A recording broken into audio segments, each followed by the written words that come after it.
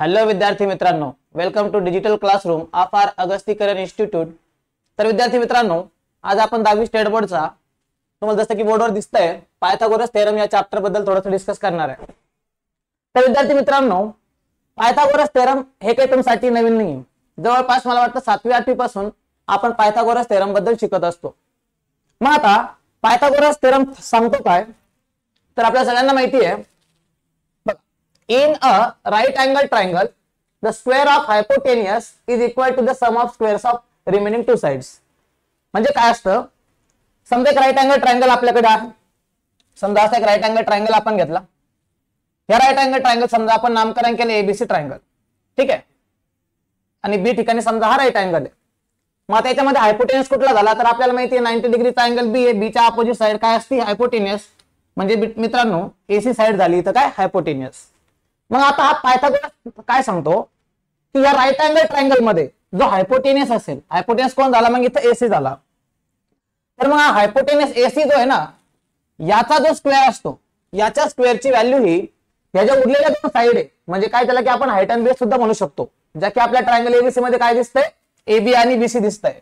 तर AB square आणि BC square यांच्या ऍडिशन एवढं काय असतं, एसी स्क्वेअरची व्हॅल्यू राहते। हे म्हणणं होतं कोणाचं, पायथागोरस थेरमचं।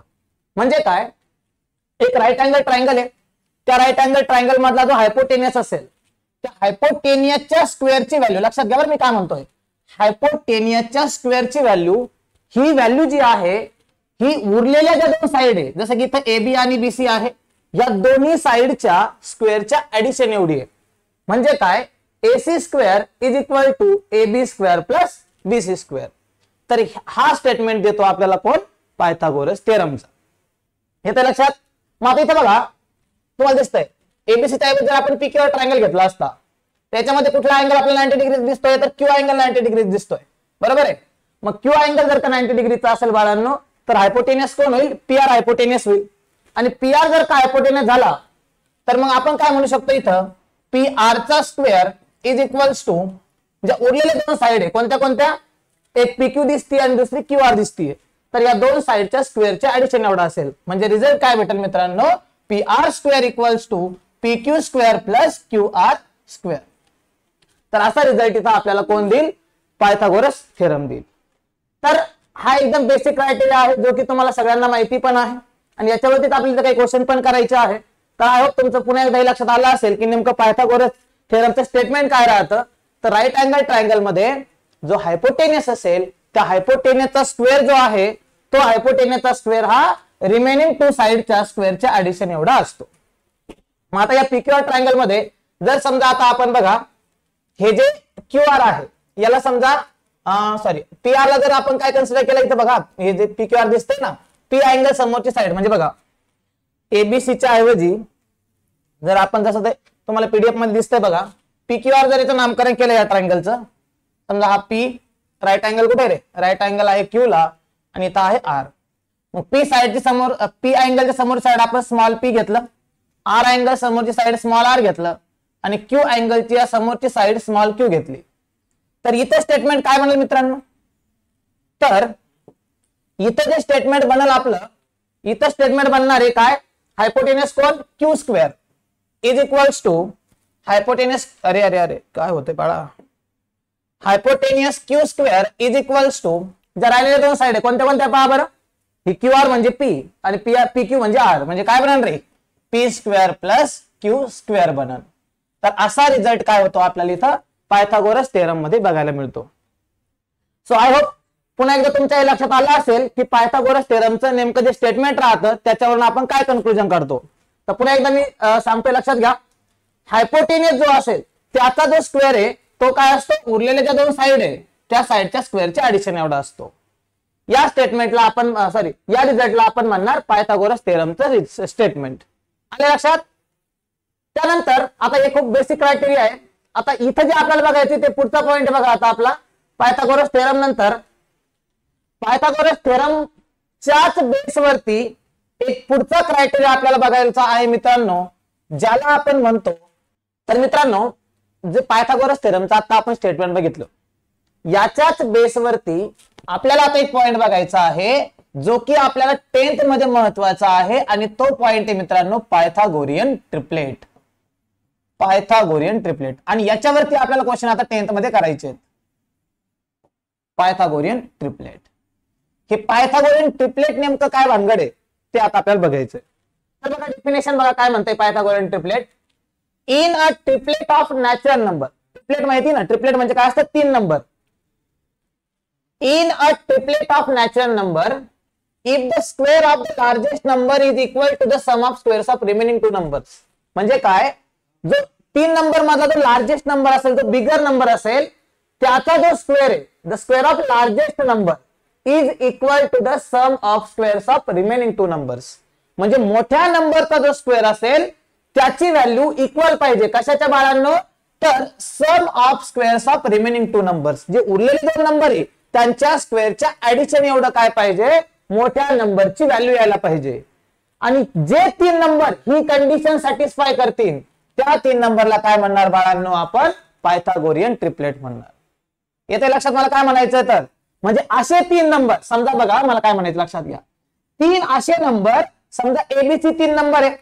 आता या 3 नंबर पैकी जो मोठा नंबर असेल, आता फॉर एक्झाम्पल आपण इथं म्हटलं की सी मोठा नंबर आहे, तर पायथागोरियन ट्रिपलेट कशाला म्हणणार लक्षात घ्या, जो मोठा नंबर आहे सी नंबर, याचा जो स्क्वेअर आहे तो काय आला पाहिजे, उरलेल्या दोन्ही नंबरच्या स्क्वेअरच्या ऍडिशन एवढा आला पाहिजे. म्हणजे काय बघा, सी स्क्वेअरची व्हॅल्यू जी आहे मित्रांनो ती ए स्क्वेअर प्लस बी स्क्वेअर एवढी आली पाहिजे.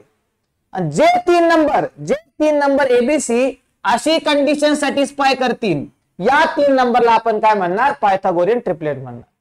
म्हणजे सीच मोठा नंबर असा गरजेचं नाही का, लक्षात घ्या. तर कोणाला वाटेल की सी मोठा असं नाही, कोणता पण राहू शकतो, ए मोठा राहील, बी मोठा राहील किंवा सी मोठा राहील.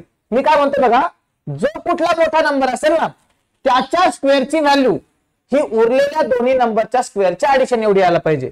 मग इथं आपण कन्सिडर केलं सी मोठा नंबर आहे, मग सी स्क्वेअरची व्हॅल्यू काय व्हायला पाहिजे, ए स्क्वेअर प्लस बी स्क्वेअर एवढी यायला पाहिजे.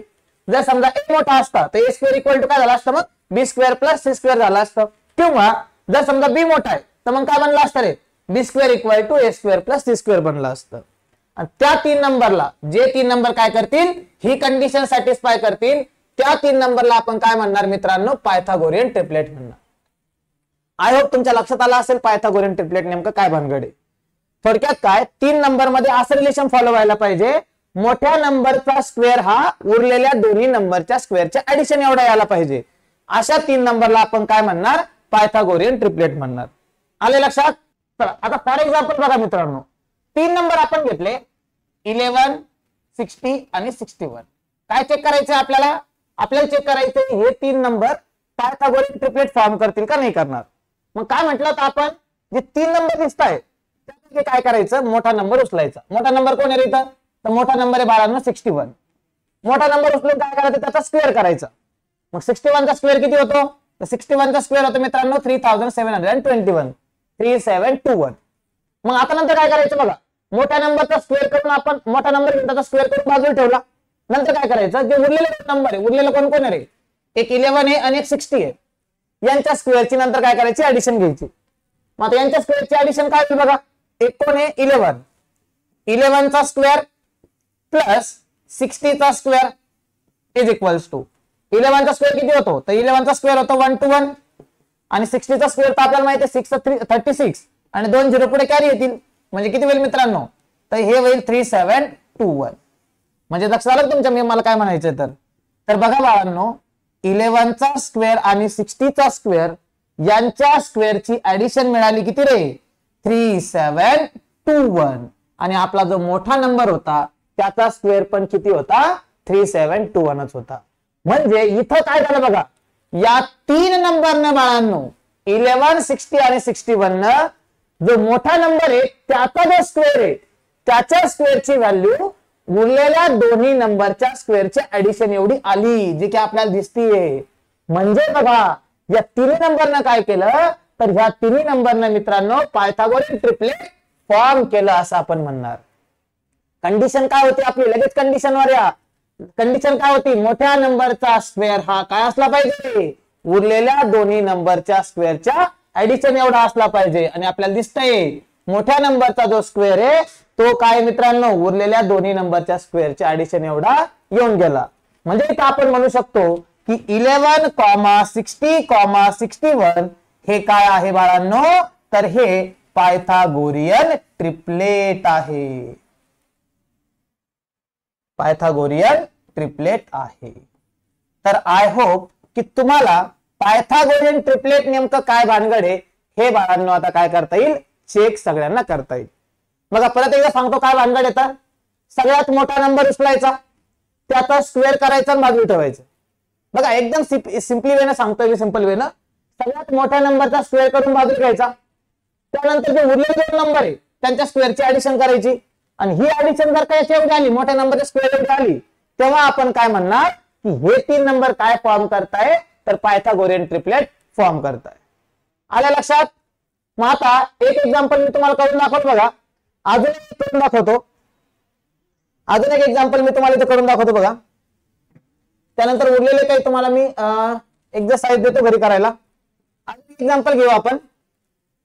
5, 12, 13 थोडं वरती घेतो आम्ही. 5, 12 आणि 13. 5, 12, 13. आता इथे जर का आपल्याला चेक करायचे की पायथागोरियन ट्रिपलेट आहे का नाही, तर काय करणार आहे आपण, सगळ्यात आधी कोणता नंबर उचलणार सांगा बरं का. सगळ्यात मोठा नंबर कोणता आहे, 13. म्हणजे आपण 13 उचलणार आणि 13 चा स्क्वेअर करणार. स्क्वेअर ऑफ 13, 13 चा स्क्वेअर असतो मित्रांनो 169. नंतर काय करणार, जे उरलेले छोटे छोटे त्यांच्या स्क्वेअरचे ऍडिशन करणार. ते कोण कोण आहे रे, ते आहे मित्रांनो 5 स्क्वेअर आणि 12 स्क्वेअर. 5 चा स्क्वेअर आणि 12 चा स्क्वेअर.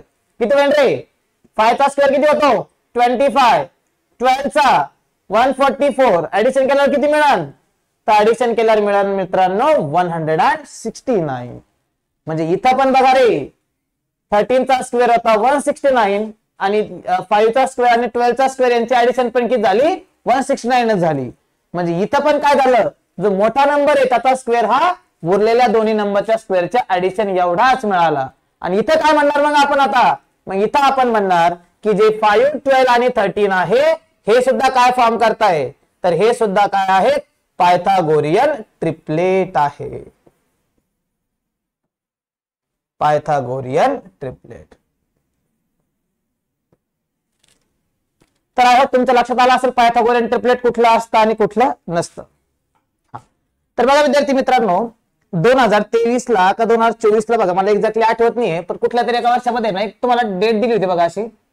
डेट आता मला एक्झॅक्टली आठवत नाहीये, जशी आठवते मी तेवढी बोर्डवर लिहितो.